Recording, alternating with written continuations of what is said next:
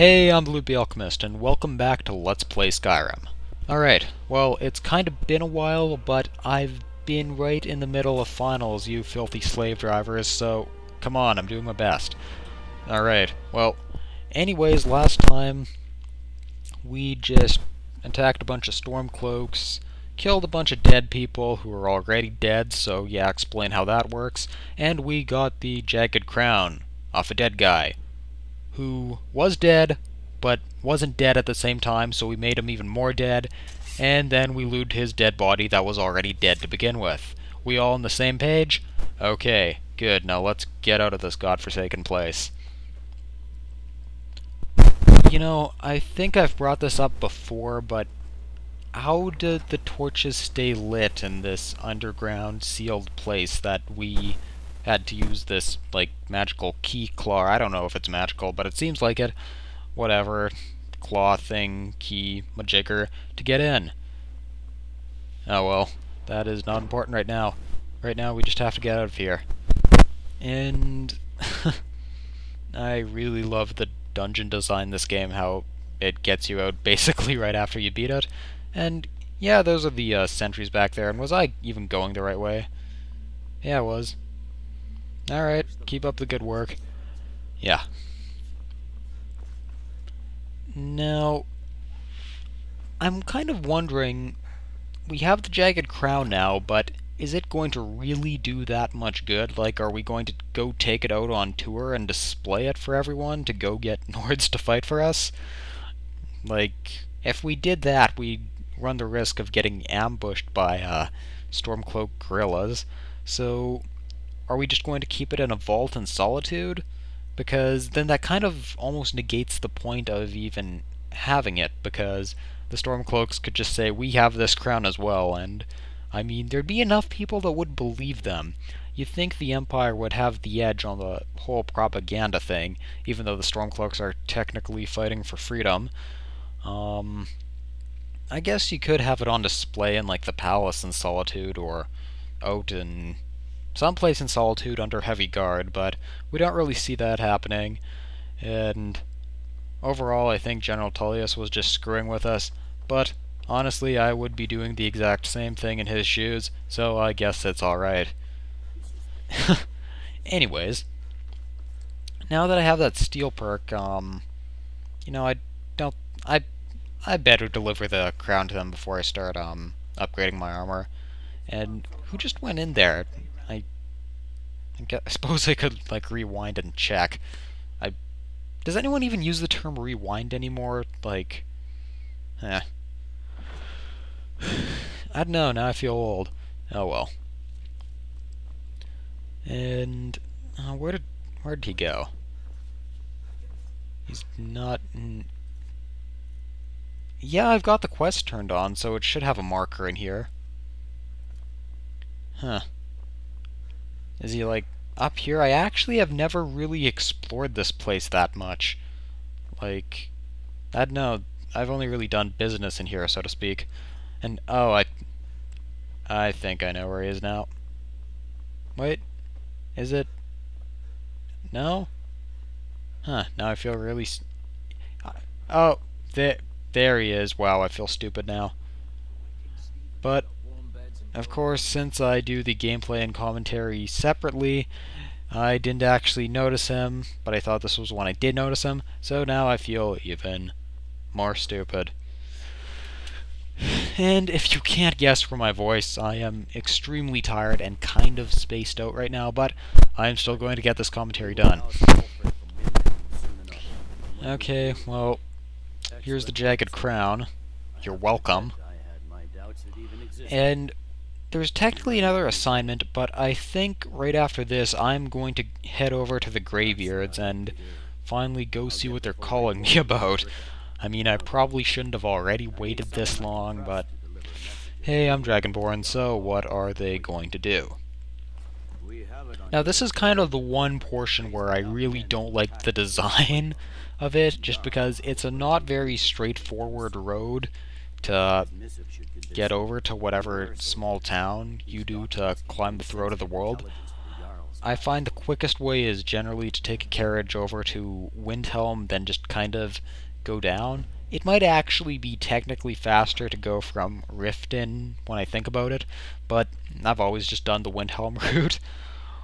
Because, like, a lot of times I've always tried to take a shortcut and parkour through the mountains, but that never seems to work out. You almost have to take the long way around. If you'll see what I mean in before too long. But honestly, it feels like the type of thing that I'd like to do faster, but I don't know, like, I suppose a trek through the wilderness isn't that bad. I mean, it kind of suits the entire tone in some abstract way that I can't really think of right now. And, oh, level 6. So at level 10, since I have all the DLC, those cultists from Solstheim are going to attack me, and I don't know, should I... Yeah, I guess I may as well, take care of some business while I'm here. Like, I should upgrade my equipment at the very least. Like, the first time I played through Skyrim, I didn't do smithing at all until I got to level, like, 70 or something. Well, very... not sure about the exact level, but really high in the game. You get the point. But... yeah, I'm not quite sure how much it really helps, especially on the difficulty setting I'm playing at right now, but honestly, it's something I'd probably be doing in real life, and every little bit helps, I guess. Alright, now, should probably upgrade weapons first, then all that stuff. And did I just improve my bow with a steel ingot? How does that work? Especially since the bow looks like it's wood, but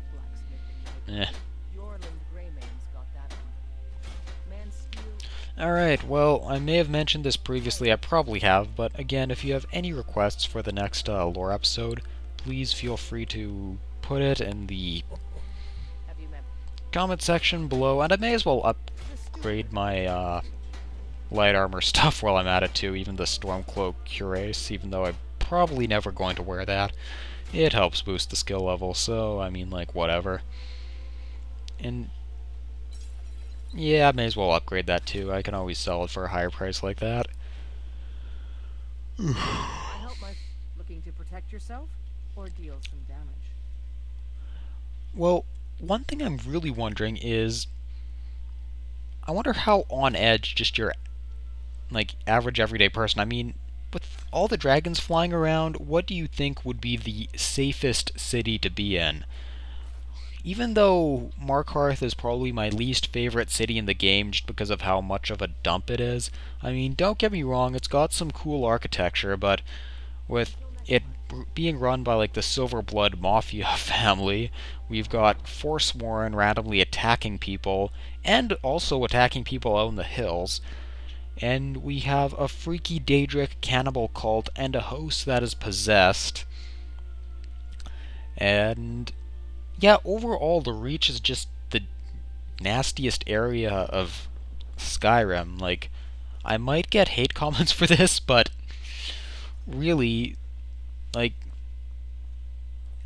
I think it's the most dangerous. Like, Forsworn, Daedra, and bad governance. It's certainly not the most pretty to look at. Like, it's not here with plains, it's not like forests around like Falkreath. It's like, granted it's not swampy like Morthal, but still it's mountains, which is a lot of Skyrim, but it's not the nice mountains, if that makes sense. Of course, this is all my own personal opinion, feel free to disagree with it. I don't know, maybe the scenery seems nicer when everything isn't trying to kill you, but yeah. And, oh yeah, one other thing I didn't know about when I was playing through this game the first time. Honestly, my first playthrough of Skyrim was just a mess. I did not know that you could hire carriages, so I literally walked everywhere. Like, yeah.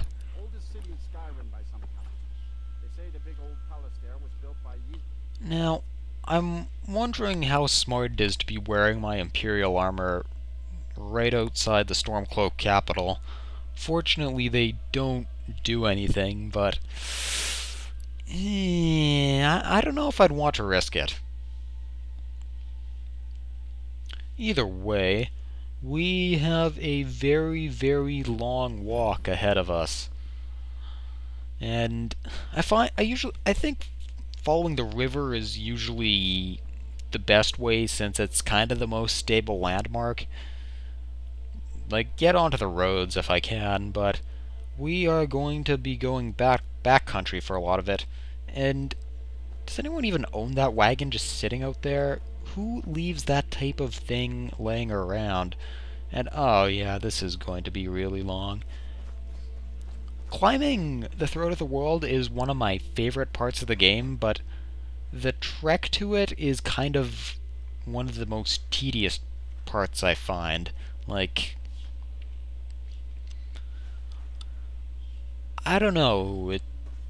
Again, like the journey there, like if it was a movie or something, like I've discussed this in the should an Elder Scrolls movie be made, how I'd do the orthodox version of Tiber Septim, because you could really build this part up. Same if you're doing like a movie about the Dragonborn or something. I guess this part could be really good too, but yeah, story-wise and tone-wise it feels good, but gameplay-wise it's just me walking and talking, which is probably making this feel a lot longer than it is. Again, I'm tired.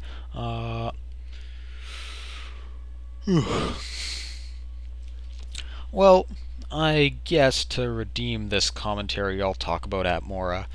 So we actually have a couple in-game explanations. Like, we get the impression that the Empire has actually sent a few expeditions out to Atmora because they've reported that it's nothing but snow.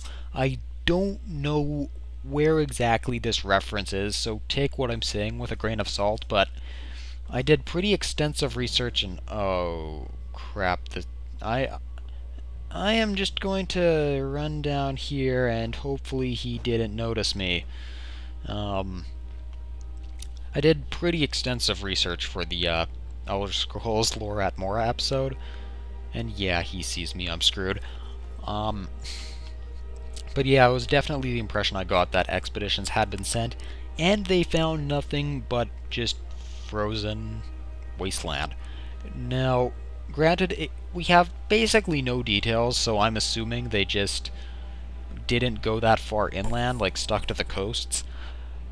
And you never know, Atmora is an entire continent, so pretty big. It wouldn't be that hard to speculate that they just landed on a particularly inhospitable place of it. I mean, even in Skyrim there are some pretty desolate, inhospitable places, like sort of the entire northern coast in between Winterhold and... It's not like me to forget names in the Elder Scrolls universe, but Dawnstar, yeah, there we go, Dawnstar, like that entire area is pretty desolate. So maybe they just hit something like that, and even on a couple fan-made maps, like it depicts that Mora has multiple islands, like sort of one major part and a couple smaller parts, so you never know, there could still be something up there, but... Oh, hey, sweet, drunk people. Can I have a drink? Hey, friend. It's good to see another merry soul enjoying this fine day. But you look Yeah. Come, share a bottle of honey brew So, with I wonder if there'd be really any logic in maintaining a military post up at Atmora.